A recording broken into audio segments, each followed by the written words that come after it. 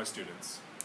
I talked to a student this morning that came here from Mexico, and her father is moving back to Mexico because he's being deported, and she's 16 years old, and she's going to be living with her stepmother, who she doesn't really know that well, with no family. That to me is somebody that's very brave. So I think that it's not just an issue about immigration, it's an issue about how this is affecting families and tearing families apart. Does like any race come into your mind right when you listen to the word immigration? Latino. Latino? Yes. Why? Yes.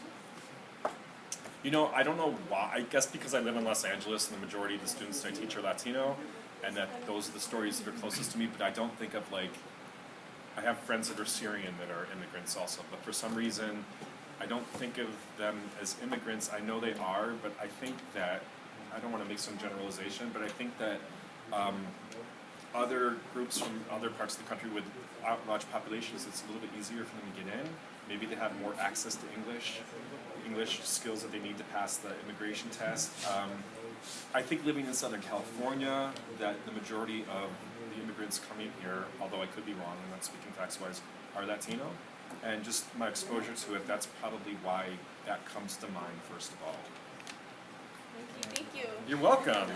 My father was working in Kuwait as an engineer, and the Kuwaiti government wouldn't let our family stay anymore. So my dad had a choice between going back to Iraq, which was at war, or coming to the United States, where my uncle was living. So we came here, and my uncle brought us over, and we moved around until we settled. What is the first thing that comes to mind when you hear the word immigration?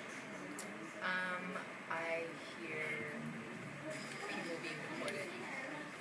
Deportation? Yes. And how does that affect you in your environment?